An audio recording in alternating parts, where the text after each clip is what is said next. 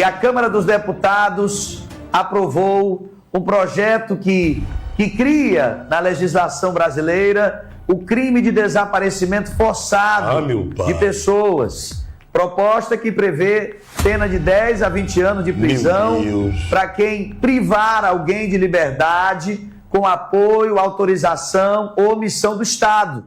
O tema ganha ainda mais relevância diante de casos recentes, como o desaparecimento de 2 irmãos do município de Bacabal, no Maranhão, que segue sem respostas para a família.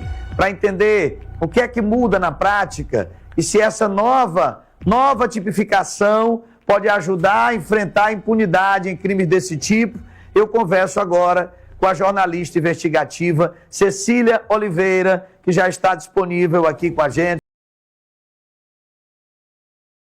O tema do desaparecimento forçado voltou a ganhar grande repercussão no Brasil depois que o assunto passou a ser tratado de forma mais clara dentro da legislação e também ganhou destaque em reportagens como as exibidas no Ronda Geral. Esse tipo de crime é considerado extremamente grave porque envolve o desaparecimento de uma pessoa causado por agentes do Estado ou por pessoas com apoio, autorização ou tolerância de autoridades, deixando a vítima sem qualquer informação sobre seu paradeiro. Durante muito tempo, situações como essas eram investigadas apenas como sequestro, ocultação de cadáver ou cárcere privado. Porém, especialistas e organizações de direitos humanos apontavam que o desaparecimento forçado tem características próprias. A vítima simplesmente some, muitas vezes sem vestígios, e a família fica sem respostas por anos ou até décadas. Com a nova abordagem dentro da legislação brasileira, o desaparecimento forçado passa a ser reconhecido de maneira mais específica, seguindo tratados internacionais dos quais o Brasil é signatário, como a Convenção da Organização das Nações Unidas que combate esse tipo de crime. A mudança fortalece as investigações, aumenta a responsabilização de envolvidos e também garante mais proteção às vítimas e às famílias que passam anos buscando justiça. Na prática, isso significa que quando alguém desaparece nessas circunstâncias, principalmente quando há indícios de participação ou omissão de autoridades, o caso pode ser enquadrado como desaparecimento forçado, o que aumenta a gravidade da acusação e impede que o crime prescreva facilmente. Além disso, obriga o Estado a investigar com mais rigor e transparência. Esse debate também reacende a dor de muitas famílias brasileiras que ainda procuram por parentes desaparecidos e que nunca tiveram respostas concretas. Casos antigos e recentes voltam a ser discutidos e a esperança é que, com leis mais claras e pressão da sociedade, situações como essas sejam investigadas com mais seriedade e rapidez. Por isso, reportagens como essa mostram não apenas uma mudança na lei, mas também um avanço na luta por justiça, memória e verdade para milhares de famílias que ainda vivem a angústia de não saber onde estão seus entes queridos. Ele vem já há décadas e ele vem se esbarrando sempre ali em interesses que a gente sabe que existe, na morosidade desses debates que são complexos, especialmente porque, assim, não há como negar que algumas pessoas desaparecem por ação de agentes públicos, né? Então, assim, inclusive tem essa camada a mais. Quando a pessoa desaparece com a ajuda de alguém do Estado, isso ainda se torna um agravante. Porque, né, aquela pessoa que deveria ajudar a solucionar um caso, se a pessoa que causa esse problema, isso se torna ainda maior. Porque hoje no país a gente tem um grande cadastro, que é o cadastro de desaparecidos, em geral. E ali, nesse bolo todo, entra quem realmente desapareceu porque quis, porque existem pessoas que querem mudar e não dar notícia, e tem aquelas pessoas que é o que a gente chama de forçado, elas são sequestradas, né, são tiradas de sua casa, são mortas e ninguém mais acha isso.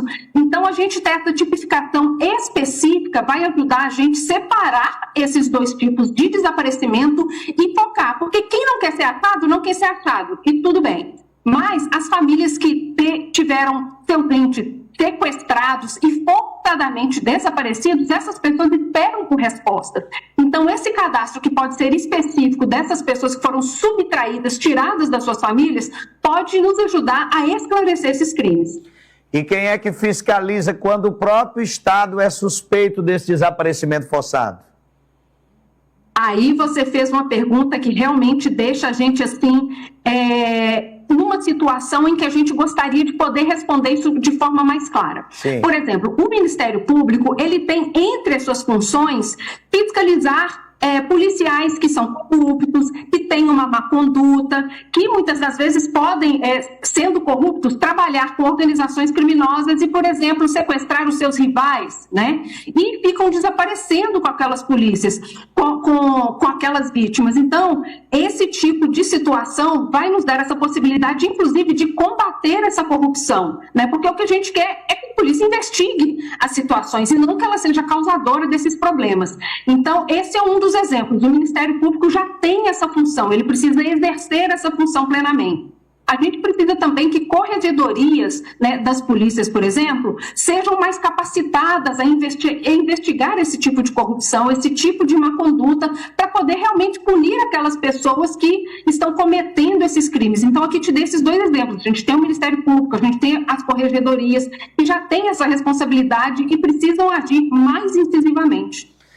O desaparecimento forçado é um dos crimes mais covardes, porque você tenta apagar a existência da pessoa, né? E nós sabemos que as primeiras horas de alguém que desaparece são fundamentais para você encontrá-la. Como garantir a investigação rápida, Cecília?